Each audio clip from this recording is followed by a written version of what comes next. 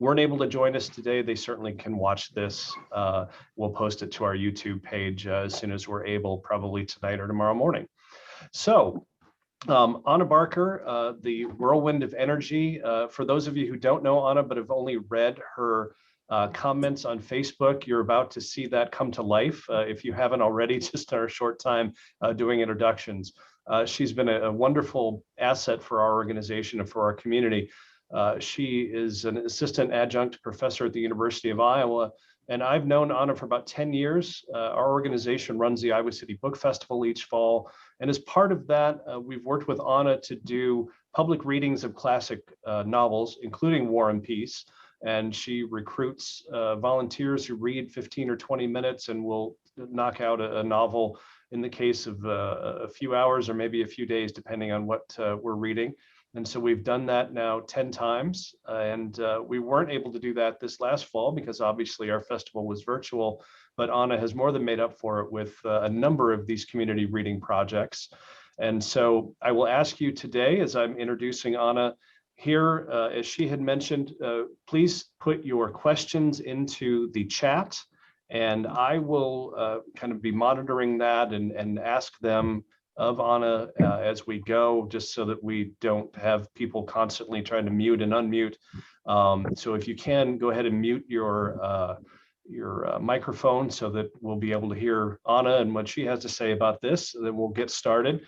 And again, make sure you drop in the chat as well where you're from, because it's wonderful for us to see all of the different locations where people are participating from. So enough of me talking. We'll let Anna take over. And again, thanks so much for everyone being here. And thanks, Anna. Take it away.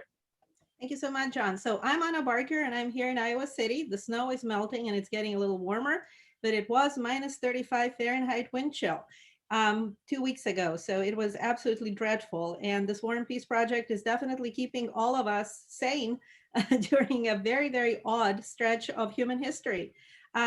John was the recipient of a, and if you see all of my, I use 3 exclamation marks a lot in my writing. It's the equivalent of this with my hands. So when my students tell me, Anna, when you get really, really excited, this is what you do. You wave your hands and then you rough up your hair, and then usually you put more lipstick on your lips, and then you get really excited and you tell us the most important thing in a book.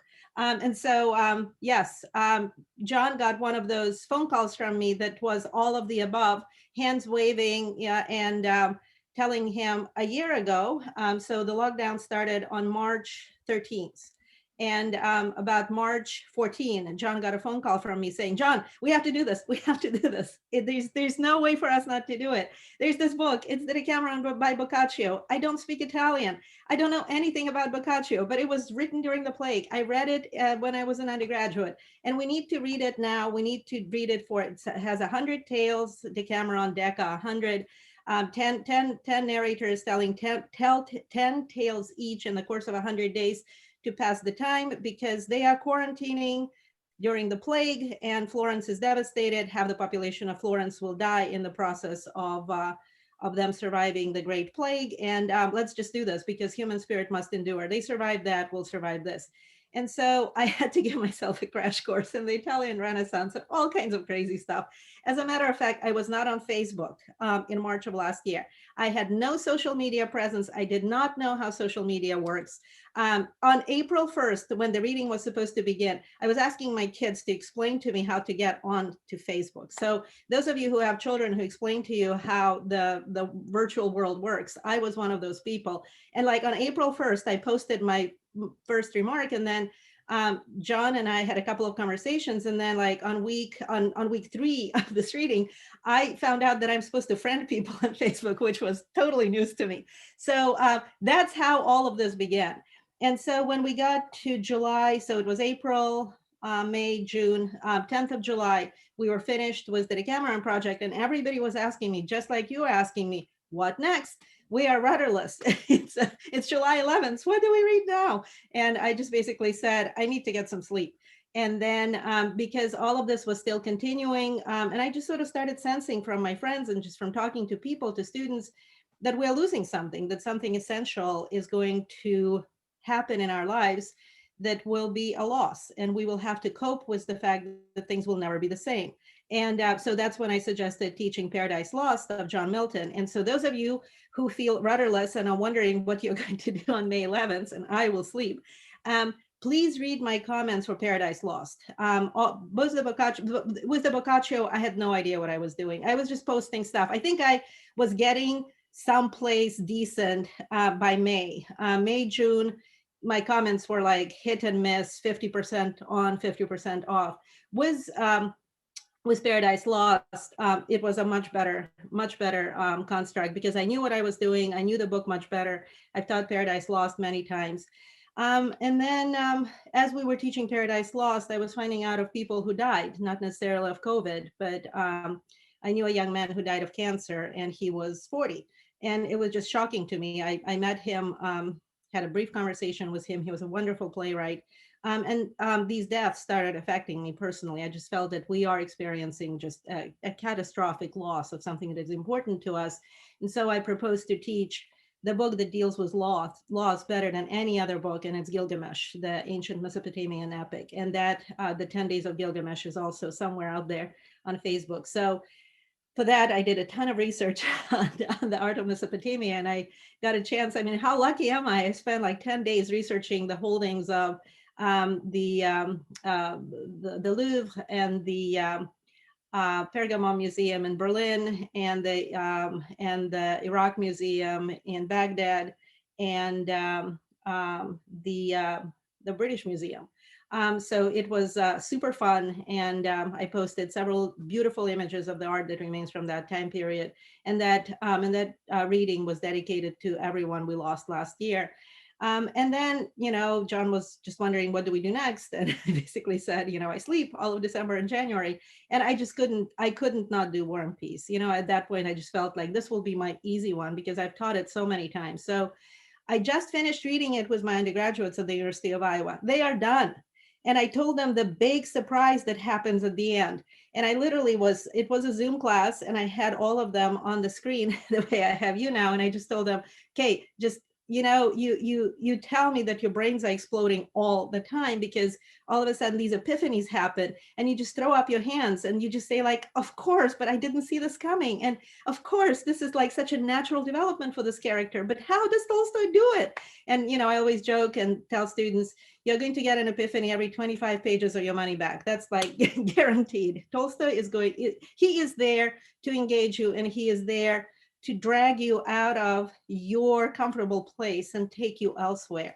That is the beauty of Tolstoy's writing. That is the beauty of every great writer.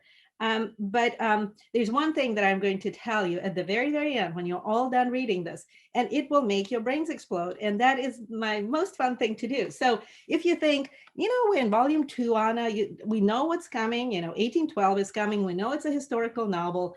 It's remarkable that people come reading this novel knowing how it ends. We know who won in 1812. We know what happens to Napoleon afterwards. We know the ending of this novel. But this novel engages us on such a deeply personal level. And you probably sense that from my writing. I do not like literary criticism. I just feel students come to me and tell me, Anna, I'm 19. I don't know what my major is. I just saw your class online, and I don't know whether I should take it. And I don't know if I'm ready to read all of these big authors. And in my classes, students read 3,000 pages a semester. So it's a huge time commitment. And I always tell them, hey, have you ever loved someone? Well, sort of. And have you ever hated someone? Yeah. And have you ever been frustrated, miserable, disgusted? Have you ever done something that you are still embarrassed about and don't want to talk to anyone about? Have you ever hurt someone you truly, truly, deeply care for? Have you ever been helped by a stranger? I mean, just all of the range of what happens to us in a course of human life. And they're like, yeah. And then I just tell them, you're ready to read these books. I do not want a literary critic, a giant of intellectual work, to stand between you and something that is written about people like you. So that's why those of you who are starting to get the sense that all of a sudden you are in the presence of friends when you're reading War and Peace, all of a sudden you find these characters more relatable than people you know in your actual lives. There's a reason for that. And I always tell my students, you're going to know these characters better than 99.9% of people in your real life, precisely because people don't reveal themselves to you as deeply as Tolstoy allows these characters reveal themselves to us. Something happens between you and these characters. You know them so well. We build up walls. I mean, you know, that now that I'm teaching on Zoom, I always tell my students, this is my wall. I mean, what you see right now is a total construct. We create these constructs that we would like to pass off as our reality. What Tolstoy does in War and Peace and in Anna Karenina, he breaks those walls. We see Andre thinking thoughts that make us uncomfortable. We see Pierre thinking thoughts that make us uncomfortable. We see Nikolai trying to do the right thing. And, you know, with Nikolai, I just always tell my students, during the entire novel, I just want to hug him and slap him and hug him and slap him, because it's just impossible. I mean, how hard is it to be 20? And that's why students love this novel, because it's about kids their age. We always assume that War and Peace is about these dignified people who are princes and counts and they know what they're doing, and they don't. They don't, because they're in their early 20s. And when readers sometimes tell me, well, it's just they're so irresponsible. And I always tell them, just please think of being 20. You were irresponsible. You were clueless. We still are clueless. I mean, look at us. We're just stumbling through our everyday reality, trying to make it up as we go, because everything that is happening to us is unprecedented. And that's why we relate to this novel also, because everything that happens to these characters is unprecedented. Europe has never engaged in a widespread war of the kind that was happening in Europe during the Napoleonic period. And I make constant references to the 30 Years' War. That was bad. I mean, that was absolutely catastrophic for Europe. But it wasn't a global war. And in so many ways, 1812 was a First World War. It was fought in Africa because France and England were duking it out over who gets control of which part of Africa. It was happening in India because there were engagements between England and France over who controls the Indian subcontinent. It was happening in the United States. Remember, the British were burning down the White House. And there was a lot of fighting between the British and the Americans, and the Canadian border, or what the future Canadian border, was not established between the US and what is now Canada till after the War of 1812. And so, and I always sort of tongue in cheek say, and I wish we would have time to talk about Haiti. I mean, the Haitian Revolution was the second revolution in the Western Hemisphere, and Toussaint Louverture was the hero of this revolt against European rule in a colony, a Caribbean colony, across the sea from Europe. And that revolution and the consequences of that revolution are hardly ever mentioned. But Napoleon and Toussaint Louverture were heroes for people in Latin America, because the Latin American and Central American liberation wars started as a consequence of people realizing that revolutions are possible. And so we see, and of course, the unification of Germany and Italy starts during this time period as well, because Napoleon breaks down 1,000 years of European history, demolishes the entire concept of this elected position of the Holy Roman Emperor. And as a consequence, all of the territories of Europe are up for grabs for new realignment in geopolitics. So Napoleon creates the Confederation of the Rhine to put a buffer between France, which at this point is huge. It includes Holland and Belgium and Luxembourg and Prussia, which is a very, very strong country in the north of Europe. And Prussia is, of course, in the place where Poland is today. So we're looking at a completely different map of Europe. But by the end of the Napoleonic period, we see a realignment happening that will bring us the map of Europe that we know today.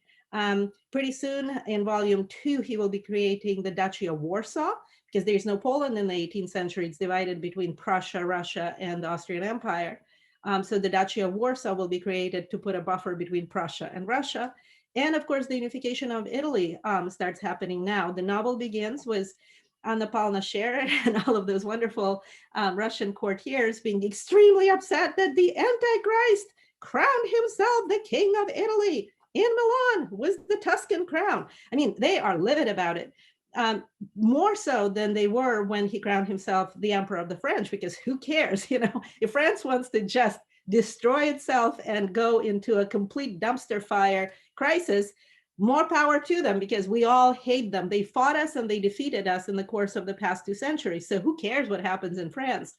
But what drove them to complete madness and apoplexy was the fact that he was crowning himself the crown head of other European countries. And he managed to unify all of these northern European cities, northern Italian city-states like Milan, Florence, Ravenna, Verona. And he ended the independence of two republics, the Genoan Republic, which used to be in charge of Corsica, and the Venetian Republic. And like the Venetians still hate him. He looted their art and he ended their independence. Boo. But he united all of these units in northern Italy into one kingdom of Italy.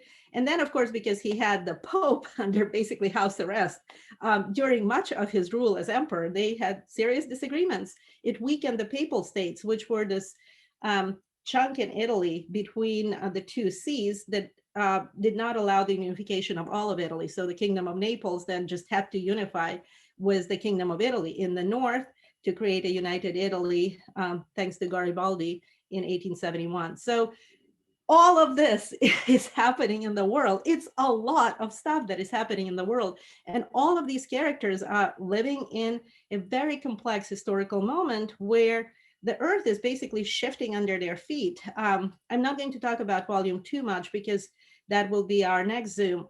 I want to focus on volume 1, but even in volume 1, you sort of have this feeling that all of these characters need to do an awful lot of figuring out. And we are living in that moment too. We need to do an awful lot of figuring out. And it's hard. It's unprecedented for a reason. We have no precedent for it. We have no idea what the world will look like tomorrow, next summer, next year, because there are just so many unknowns. And that's the beauty of these characters. They are dealing with the unknown. Some of them have an easier time with it, and some of them have a much harder time with it. And just one sort of big statement that I'm going to make, I always joke that, yes, it's a novel about big battles between Russia and France, but the biggest battle in the novel so far are happening between Moscow and St. Petersburg, right? Because Moscow is the rah-rah Russian city, and they love hard, they party hard, they have fun, they are just these wonderful, wild, loving creatures. Just one comment from volume 2 that will not destroy the plot. At one point, Vasily Denisov, Rostov's friend, says, "You Rostov breed." I mean, he can't pronounce his R's, so it's hilarious. But he just thinks that there's this like charming breed of humanity that are exemplified by the Rostov family, who have a ton of money because they always remortgage their properties, but then they give it all away and they give these enormous parties and they love everyone. So that's Moscow. And everyone speaks with an accent when they speak French. Many of you are asking about why are some characters speaking French, and some speak good French. So characters who speak lousy French are more rah-rah Russian than characters who speak perfect French. The only exception is Pierre, because he's sort of caught in between. He is a stranger to his own people. He's a stranger to his own religion. He's a stranger to everything. So he speaks Parisian French, but he's rah-rah Russian. That's what makes him such a delightfully complex character. And then there are the people in St. Petersburg that I identified by the perfect politician, Prince Vasily. He would fit into any political system, anywhere, at any time. He has no principles. He is a man who is so spectacularly sleazy and unprincipled that he's always successful. And this is the kind of person that moves the world. That's why we find him relatable, amusing, and despicable at the same time. He's awful and perfect in his awfulness. And then there are people like Anna Paulina Scherer, the court, the emperor, who seems to like go into a fainting swoon as soon as he sees a dead body, but then there are all of these boys who are ready to die for him. So all of these contradictions, all of this constant battling is making this novel very, very engaging. So there's this tension between Moscow and St. Petersburg. And remember, Moscow is the ancient Russian capital. St. Petersburg was just founded in 1703 by Peter the Great, who very modestly said that I named it not after myself, but after my patron saint. So, and St. Petersburg becomes the capital of Russia in 1709, and it stops being the capital of Russia in 1918, because during World War I, the fighting was happening so close to to St. Petersburg, that the Soviet authorities felt that it is not wise to have a country's capital so close to a foreign border. And so they moved it back to Moscow, and it is Moscow today. Um, and then there's a huge battle happening between men and women. It's non-stop. I mean, men basically ran away to the army because they can't deal with women. It's too complicated. They don't know how to relate to them. It's too emotional. And this is the case of Nikolai Rostov. He loves being home, but he runs away to the army because it's fun, because there's this us versus them simplicity in the army, and he cannot cope with the complexity of having women in his life. But my God, does that boy love his family? It's amazing. Like his the first time he's chased by the French, he's just saying like, why are they chasing me? Who are these people? Why are they coming after me? What, to kill me? My mommy loves me. And I just absolutely love that. Just anyone who has a kid that age, Tolstoy captures that. I want to be independent. I'm a big boy. And yet, oh, where's my mommy? I just want someone to make me some soup the way mommy makes the soup for me. And those of you who got into volume 2, don't want to talk about volume 2, but Nikolai's arrival home, it makes me sob every time. It's just like, they're coming, they're coming, they're coming. The houses are getting a little more familiar. They're 3 houses away, but he's giving like 10 rubles for vodka to the coachman to drive even faster. And then Vasily Denisov is still totally asleep in the sled because he just had 3 bottles of wine, was a friend at the last station. So he is asleep and very drunk. And Nikolai rushes into the house. There's no one in the front entry. And then he's just like, something happened, they're dead. And then one servant appears, and the servant is like, young master. And of course, the servant is supposed to run and report to the family that the young master arrived, but he can't because he's in love with the young master. He comes up to Nikolai and kisses him on the shoulder. It's like, you're already sobbing. And then all of a sudden, one door bursts open. I mean, Rostovs are really great at bursting through doors. One door, second door, third door. And they're just like these little bullets, all of these bullet siblings flying at Nikolai, and Pete is clinging onto his leg, and Natasha is kissing him all over, and Sonia is just holding his arm, that lovely purring kitten, and she's so cute and lovely, and she's even lovelier than she was before. And even Vera, the prim and proper girl, is completely destabilized. And then Papa comes, and all of this kissing and hugging starts again, and Natasha is basically shrieking and jumping up and down like a goat through all this. But then in the midst of like this euphoria, Nikolai notices Mama is missing. I mean, what a nice boy he is. And then he hears footsteps that seem to be much faster than she's capable of. Like such a tiny detail. She's running. I mean, this woman can't run. I mean, after delivering 12 children, she is like completely destabilized physically. But he hears her footsteps, but they cannot be her footsteps because they're too fast. And yet the door opens and she appears. And Nikolai's first thought is she's wearing a new dress. Like how many boys after not being home for 6 months would notice that Mama has a new dress on? And Nikolai does because he loves this woman. And he's constantly like, when he's in trouble, when he's wounded, he has these beautiful dreams of Mama's white, large hands because she hugs him. And when she gets that letter from him in that scene, like I'm going to start sobbing, like right in front of you right now. She has that incredible moment where Anna Mikhailovna, Boris's mom, has to prepare her for the fact that her baby has been wounded. And she goes into that long meditation about how that baby, the one that I carried under my heart, the one that I nursed, and now he's a man and he's doing manly things. It's just this incomprehension of mothers about how does it happen that it goes from like me having this baby all to myself to all of a sudden this baby being like a human being. And so then Boris's mom prepares her for the letter, and then the Count shows up and she is hugging him, kissing his bald head, looking at the letter and looking at the snuff box with Nikolai's image. And all this goes on for a while. And then the letter is read 100 times. And then everybody talks about what a heroic person Nikolai is. So I'm sorry I went on a little wild rant about the Rostovs, but they are just something. And all of them speak French very badly. Natasha makes mistakes when she writes in French, so Mama has to correct her French. Papa speaks French with an accent. Nikolai speaks French with an accent. That's a very good sign. So battles between French and Russians, totally secondary to battles between Moscow and St. Petersburg and the sort of pro-Russian Russians and pro-European Russians. and then Men and Women. And that is just endless. It's completely wild. Pierre married to Hélène. I mean, are you kidding me? Who saw that coming? No one. But Prince Vasily he's good. He is, as far as his, you have to grant it to Prince Vasily. He is really, really good at pushing his children in the right direction. I mean, Hippolyte, this non-entity, complete non-entity, who's all of a sudden the secretary in the Russian embassy in Vienna. It's just wild. So I'm going to end it right there. It's about 4:30 right now, and I have like lots of books, quotes from which they're falling, like lots of, like, all of my books are here right in front of me. I can read quotes from all of these sources, or I can ask John to look at our chat and see if there are any questions where I could actually answer questions that you have.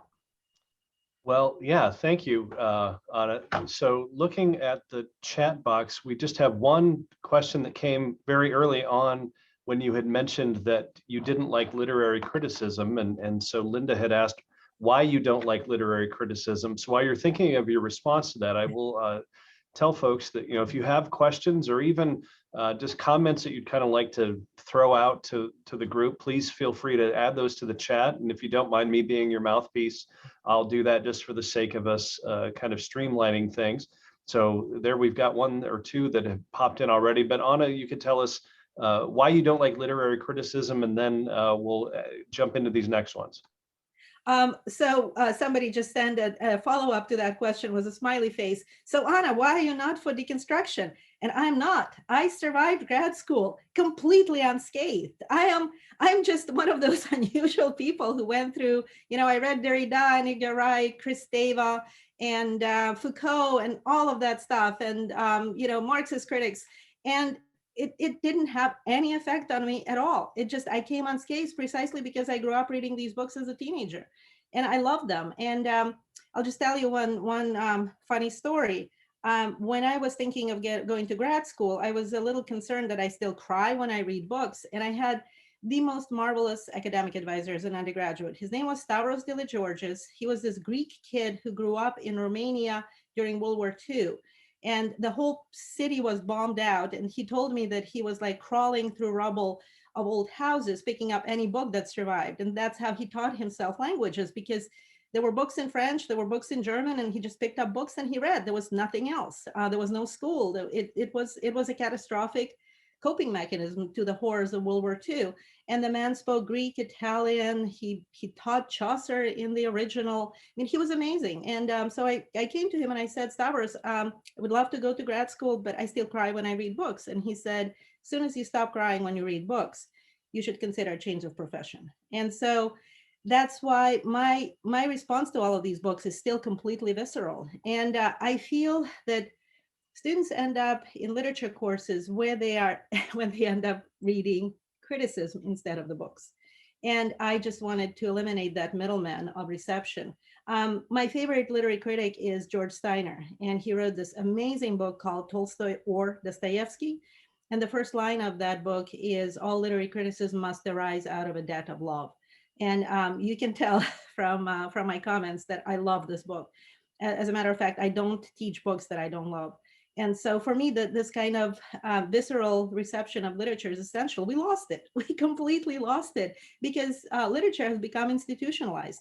In the 19th century, people didn't read books to say clever things about them. People read books because they loved reading books. They read George Eliot, the Bronte sisters, they read Charles Dickens. I mean, families got together to read Charles Dickens of an evening. I mean, Abraham Lincoln read Charles Dickens novels to the family every night. It was a part of being together, and we lost that togetherness. And so what I try to recreate in all of my public readings, starting in 2010, when we read Anna Karenina out loud, it was the 100th anniversary of Tolstoy's death. And to commemorate that, I just said, what the heck, we'll read Anna Karenina out loud. And it's amazing. You create a community. You create a community of people who listen to books.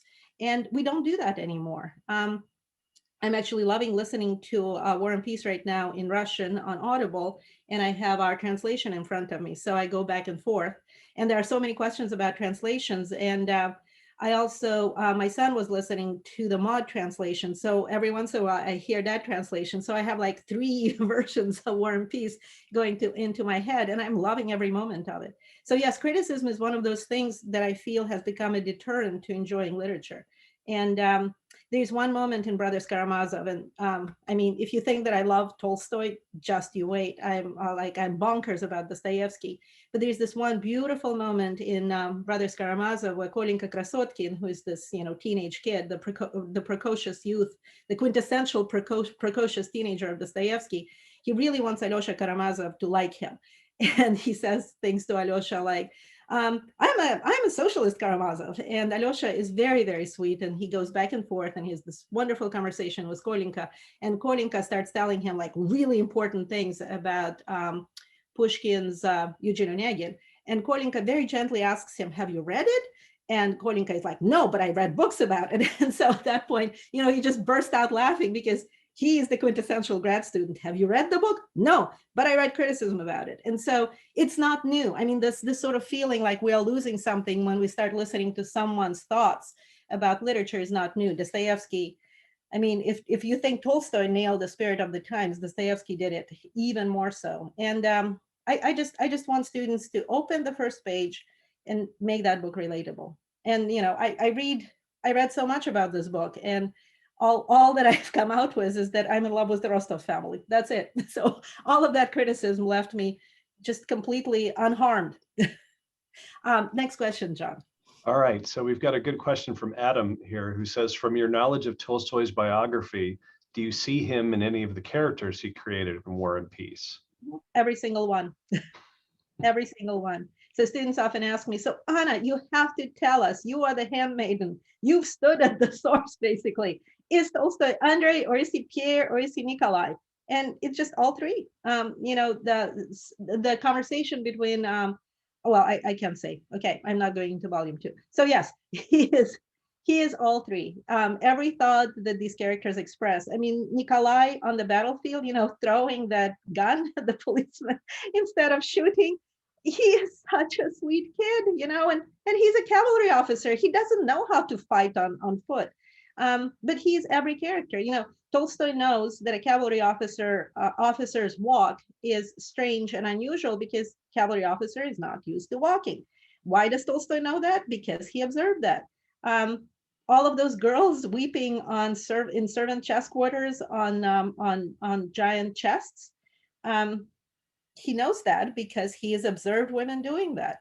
That's why I posted that note, how to what extent the Bears family and the 3 daughters they had, the prim and proper Lisa, and the absolutely wild and bright-eyed Sonia, who will eventually become his wife, and the even more wild Tatiana, will become the inspiration for these characters. Tolstoy actually said that he took Sonia, added Tanya, and out came Natasha. So he observed all of these characters. He read his wife's diaries. He talked to women extensively. One of his aunts was a lady in waiting at the court, Alexandrine. So she told him all of these wonderful stories. She could tell a tale well, and Tolstoy listened to her endlessly for hours, for days, for months, for years. She was telling these amazing stories about the court. And she also got him permits to go into archives. He did a ton of research at the Rumyantsev Library in Moscow, and that's what he found out about all of these people who are Freemasons. And I shall say no more because it's in volume 2.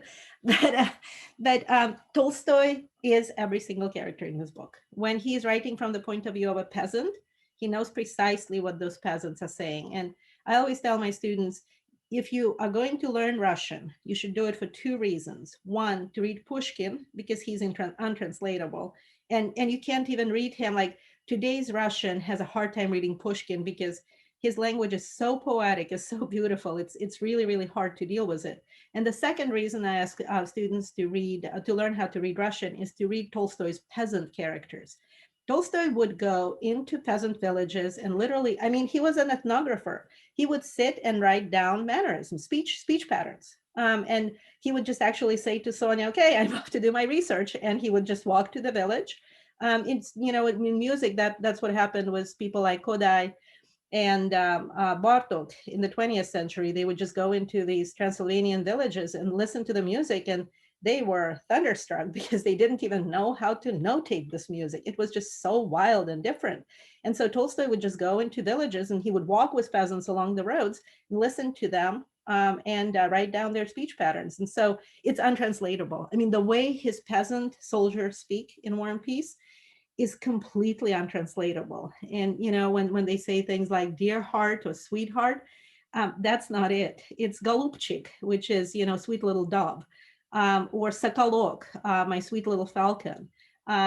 You know, dushechka, my darling little soul. In the West, people just don't do that. But in Russian, it's very, very common to tell someone, you know, you're my little soulmate. And that this would be like a 50-year-old soldier recruit peasant saying that to a 50-year-old soldier recruit peasant. And it doesn't imply anything. It's just that they acknowledge each other's humanity. Okay, so my internet is saying that it's unstable. While John is, okay, I hope it's still working. Is it working, John? You look fine to me. I haven't had any dropouts, so. Very nice, very nice. Just knock wood. Well, great. Well, we've got another couple of questions, and this is one from Jean. I think is kind of tying into what you were saying earlier about War and Peace not really being necessarily about the war between France and Russia, but about the other war happening between St. Petersburg and Moscow. And she says, is there also War and Peace between religious belief and atheism? Yes. And then adds between materialism and renouncing materialism. So those Absolutely. Larger themes as well. Absolutely. I mean, Maria. My answer is one word, and that's Maria. She is a remarkable character, and every film adaptation just gives her almost a non-existent status. Maria is a very unusual character, not just for Tolstoy, but in Russian literature, because she is this character who is a Russian aristocrat. She speaks perfect French. You know, the letters that she sends to Julie Karagina, they go back and forth in French. But she is a very, very different character because she relates to the world through the eyes of the faith of a Russian Orthodox peasant. And we sort of, in volume 2, we start understanding where it comes from. So those of you who are already there, you know what I'm talking about.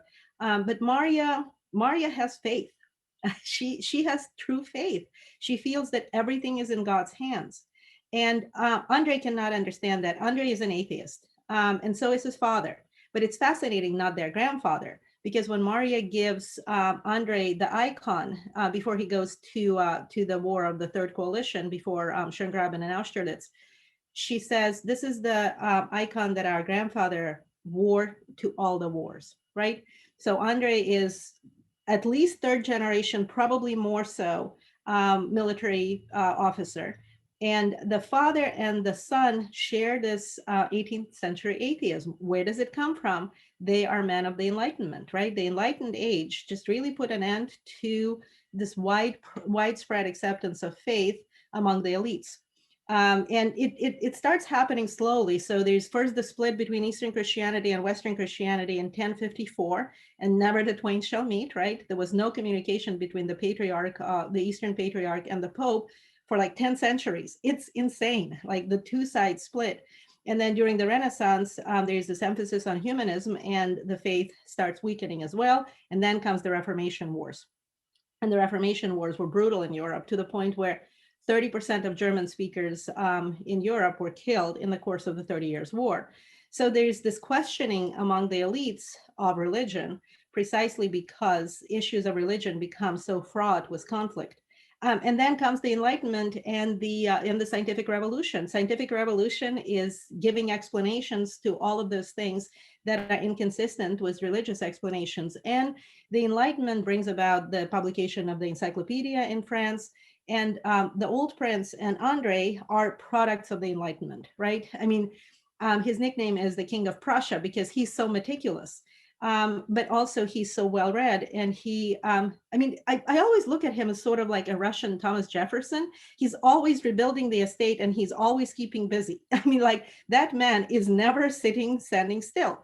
And Thomas Jefferson was that kind of person. He was the product of the Age of Enlightenment. And So these men are completely raised in the ideas of, one, the scientific revolution, and two, Enlightenment, humanism, and rationalism.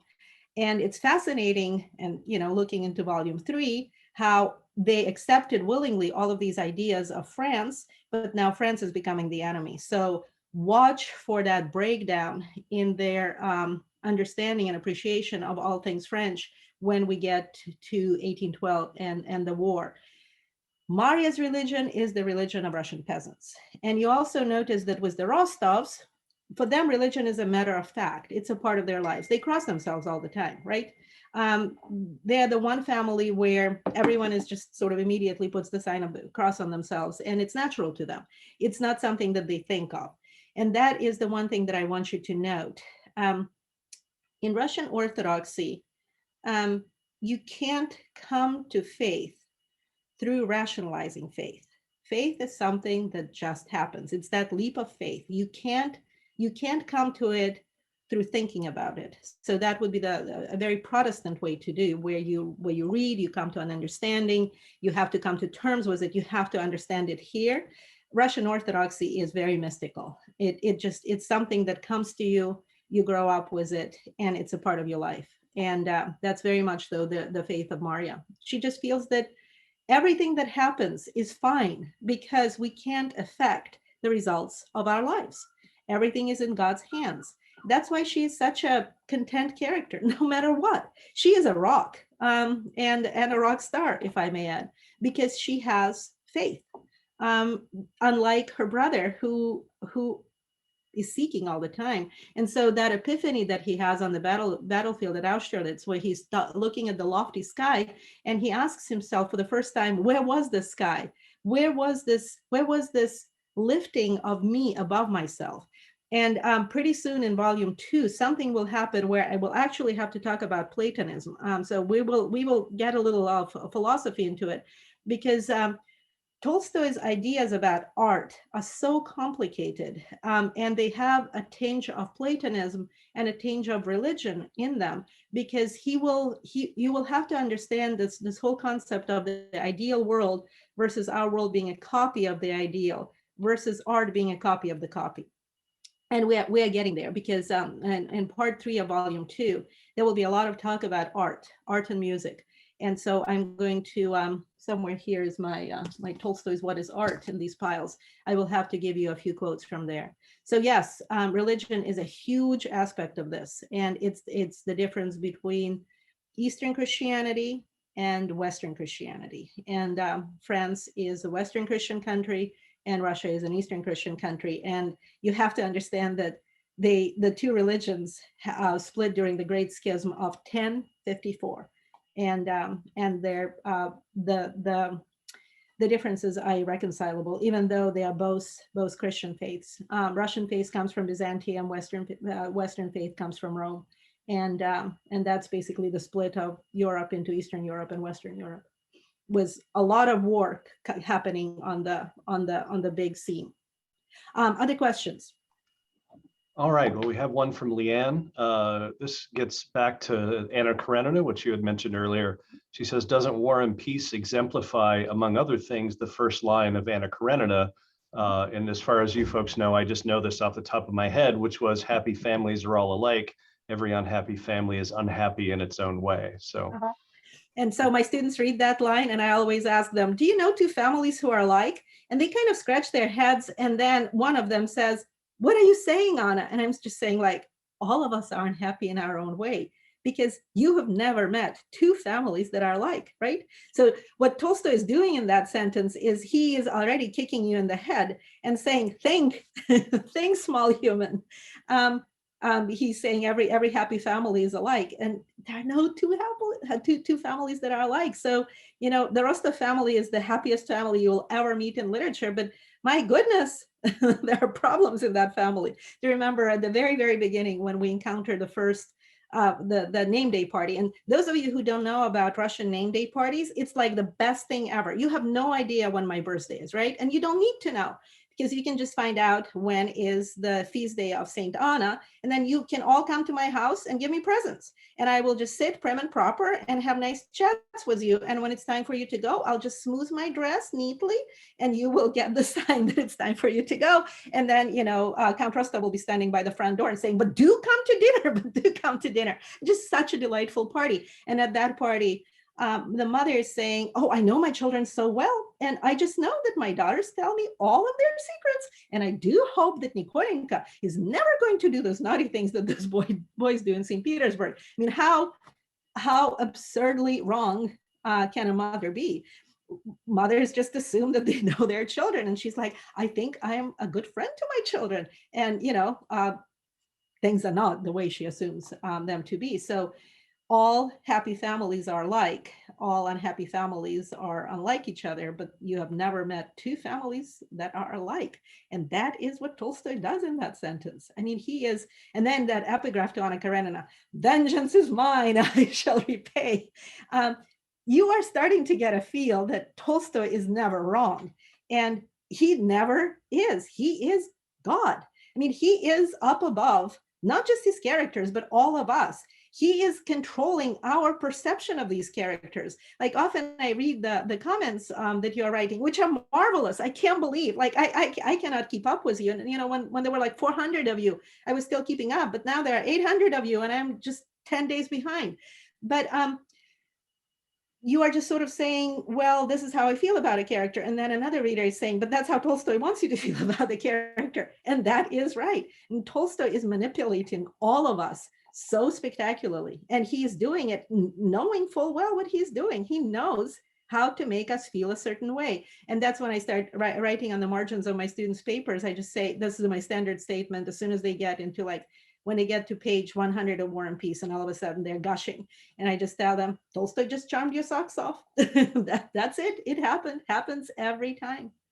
So yes, families, more families. Tolstoy learned well from all of those marvelous English novelists, such as Thackeray and Dickens. And George Eliot is Tolstoy's contemporary, especially in his older years, in his 50s and 60s. He becomes a huge advocate of George Eliot, and he supervises the publication of cheap editions of Dickens and Thackeray, because not Dickens and George Eliot, because he feels that Dickens and George Eliot write morally endowed literature.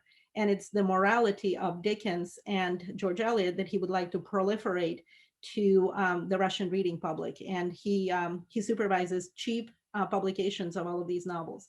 So yes, the English family novel is very, very strong in Tolstoy. Great. Well, we've got one good question here that we want to kind of save toward the end to make sure that we have a chance for everyone to ask questions. So if you've got questions specific to the book, we've got time for maybe one more, and we've got one that just drops in. So Bruce asked, did the Soviets take a stand on Tolstoy in general and War and Peace in particular? And did that stand change over time? Nope, he was God. I mean, you have to understand that Tolstoy was not only a hereditary count, he was a hereditary count that renounced all privilege. And are you ready for this? Those of you who do not know the fact, I hope you are seated, hold on to something. Tolstoy was excommunicated by the Russian Orthodox Church for his unorthodox views. I mean, that's how bad the acrimony was. Like a 72-year-old man gets excommunicated. To this day, there is no cross on his gravestone.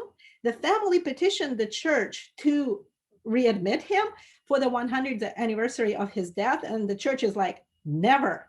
So Tolstoy had more problems with Imperial Russia than with the Soviet Union. In the Soviet Union, you can't make up a greater poster child for battling imperialists than Tolstoy. He was kicked out of the church and he disavowed his class. I tell students that it's so much fun to teach Tolstoy this year because everybody's talking about denouncing privilege. Tolstoy was like the denounced privilege #1 person. He wanted to have no armies, so no police, no prisons. So defund the police was like, Tolstoy has done that a long time ago. Tolstoy also wanted to get rid of class, social status, money. I mean, Do you see where he's headed? Do you see why he's so in love with all of these peasants? Precisely because he feels that the peasants are right and that the aristocrats are wrong. And that this will germinate into his late Tolstoyan worldview, which will become a philosophy, but that will not happen till he's in his 60s. He will have his huge crisis in his 50s, where he will go from, I mean, he was an atheist starting with his teens. You know, his brothers dragged him to brothels and he just lost all faith in humanity. So this is a kid who like becomes an atheist in his teens, then goes through all of the trials and tribulations of trying to figure out how to live a life in the 20s with disastrous consequences, then meets Sonia when he is in his early 30s.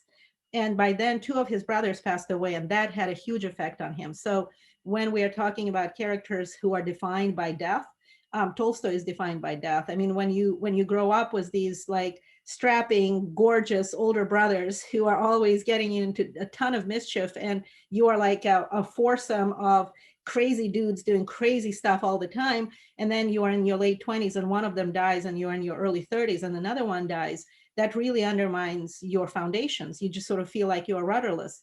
And so I tell my students, so what do you do when that happens? I mean, how do you proceed from there?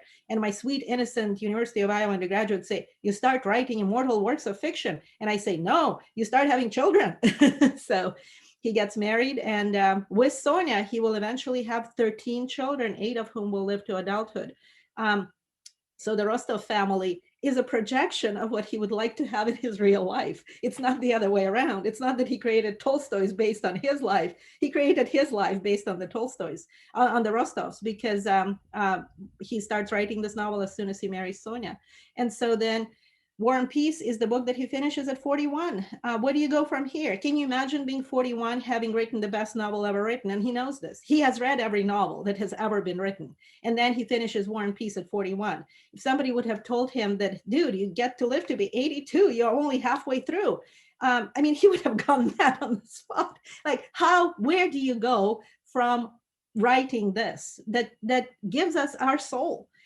So Anna Karenina is a tremendous, tremendous shock for him. He has a hard time writing that novel. He hates writing that novel. He stalls writing that novel for, can you imagine having a publisher saying, hey, you were supposed to give me like book 3, book 4 last week, and you're like, I'm on hiatus for the next year.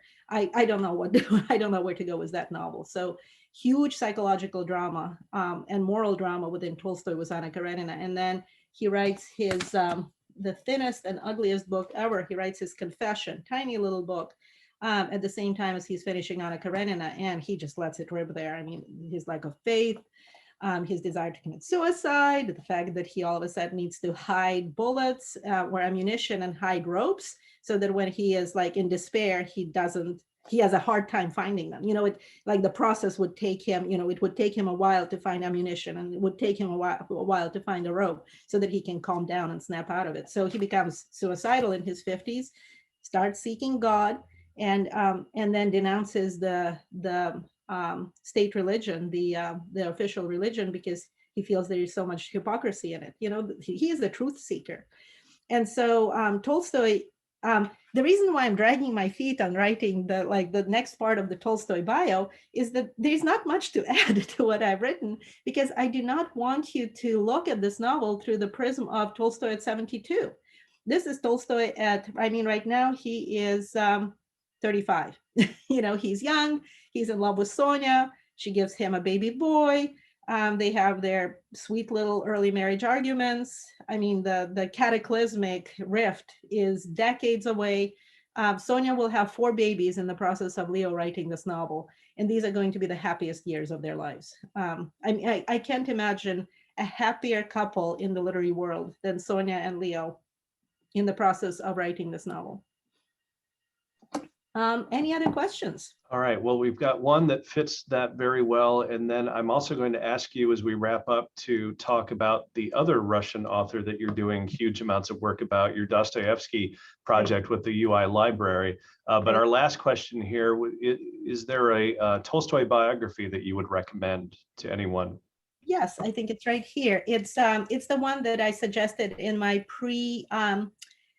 pre-reading comments. So those of you who joined late, I had so much fun in January because I had free time on my hands, and you could sense that. I was just writing fun stuff about Josephine and about Napoleon and about Tolstoy, and I was just having so much fun.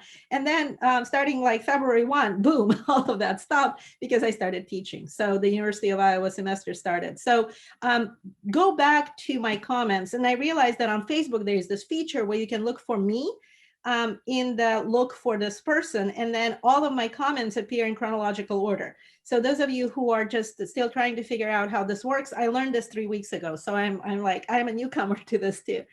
So yes, there's a comment about this biography. It's by Rosamund Bartlett, and it's, you know, it's sizable, but it's readable. And I really, really love it. And those of you who want to know like more about Russian culture, I recommended this book, which is controversial. And I know that it's controversial. I know that Orlando Figes is despised by the academic community, but he tells a tale beautifully. And I have right here on my desk also Herodotus's Histories.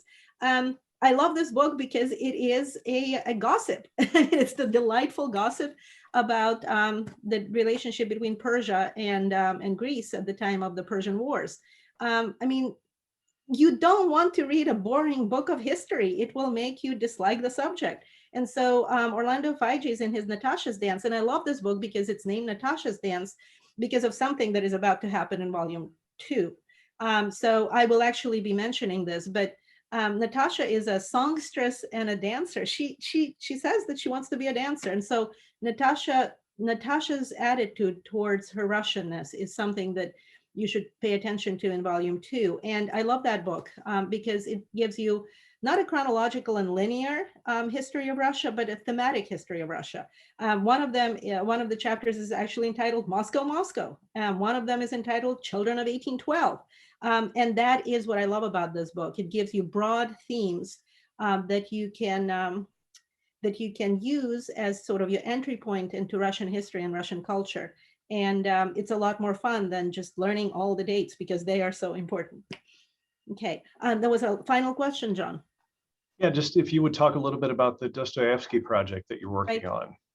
So I'm teaching this class that is called Tolstoy and Dostoyevsky, and the George Steiner book is entitled Tolstoy or Dostoyevsky. And I really feel that the university should just rename that class because these two writers, I mean, I call them my bushy bearded dudes, and that's about the only thing they have in common. They were contemporaries who never met. They refused to meet each other. They commented on each other's work. They, like when Tolstoy published Anna Karenina, Dostoyevsky wrote a glowing essay about it. When Dostoyevsky published Crime and Punishment, Tolstoy wrote a glowing essay about that, but they never met. Because, and even in life, their worldview is diametrically opposed. So if I can just sort of sum up the late Tolstoy for you in one sentence, late Tolstoy feels that we are reformable, that you know, we can improve ourselves. Do you see how you already see that in certain characters in War and Peace? They want to have just sort of this plan for self-improvement. And, you know, if you read this, I mean, Tolstoy had so many plans for self-improvement with disastrous consequences each time. Dostoevsky feels that as soon as we start improving human beings, we are going to get into so much trouble that humanity may not be able to be saved. So do you see that, like, you cannot reconcile these two worldviews? And so Dostoevsky happens to be 200 this year. So I'm just filling my time, just, you know, shooting the breeze about War and Peace because I love it. So this is just, this is my fun thing. What my heavy lifting is right now is putting together a Dostoevsky exhibition for the University of Iowa Library Gallery, where I'm filling 21 vitrines with nothing but Dostoevsky. I actually spent 4 hours putting together some of these things. And at this point I need to meet with a preparator who will tell me, no, you can't do that. No, you can't put that book there. No, it's too heavy. So we're getting into like the weeds of how to display all of this stuff. I actually took a lot of pictures, and so I'm going to post them on our War and Peace page this weekend to just show you how sausage is made. And it's wild. But there'll be a samovar on display, and there'll be shawls, and there'll be Tchaikovsky's and Rachmaninoff's All Night Vigil playing in the background all the time. And the 4 sections of the exhibit are entitled Rebel, Convict, Gambler, Prophet. to just sort of show the stages of development of Dostoyevsky. And the exhibition will open in August and will be there through December. So I will even have my little Thursday afternoon meet and greets at the exhibition, and we decided to entitle them tongue in cheek, Thursdays with Anna and Fyodor. That is so much work. And in addition to that exhibition, I will teach Brothers Karamazov the same way as I'm teaching War and Peace on Facebook. So that'll be, look at that, like Lisa is in heaven. Yes, so it'll be September 1 through December 10. And we'll go through only like 8 pages a day because it's a much shorter novel and it's a much denser novel. And so prepare to meet an entire novel of characters you absolutely despise on a deep moral level. You will not find too many lovable characters in that book. And that's the beauty of that novel. Well, and then there's Alyosha, you know, and we'll just every time you meet Alyosha, you'll just weep. So that'll be so much fun. And students have been asking me, and readers have been asking me, what are we doing this summer? You can read Gilgamesh and Paradise Lost. So you can retrace my steps, and I'm going to get lots of sleep in June, July, and August, and finish putting together the Dostoyevsky exhibition. And looking ahead, I mean, I'm loving doing this, and it's all in my head, literally. So I might just do next spring, John, here's the big announcement, I might just do Eugene Onegin. I absolutely love that book, and nobody reads it in the West. And there is the Tchaikovsky opera that is so amazing. So we might just do like a few days of Eugene Onegin. It's a short novel. And then so many people have asked me to do Anna Karenina. So, you know, I'll do a short thing after Brothers Karamazov, and maybe after that, we'll do Anna Karenina, which is a lollipop by comparison to War and Peace. So War and Peace is probably the hardest to get through because it's so involved, so many characters, so many pages. Brothers Karamazov is the most difficult to get through psychologically, because you will be questioning everything. Dostoyevsky does not leave anything unturned. He will. I always tell my students before they read Dostoyevsky, hey, let me look at you. You never read Dostoyevsky before. You have to understand that you will be different human beings when you come out on the other end of Crime and Punishment or The Idiot or Demons. You will never look at the world the same way. And like, I want you to be fully aware of that he will get in here and things will change for you completely, and you will see the world in a different light. And so I always give them that little warning, the trigger warning, and then they come out of it and they're like, oh no, just more. So yes, more fun to come. Great. Well, thank you so much, Anna, for your time today. Thank you to everyone from all around the world for joining us.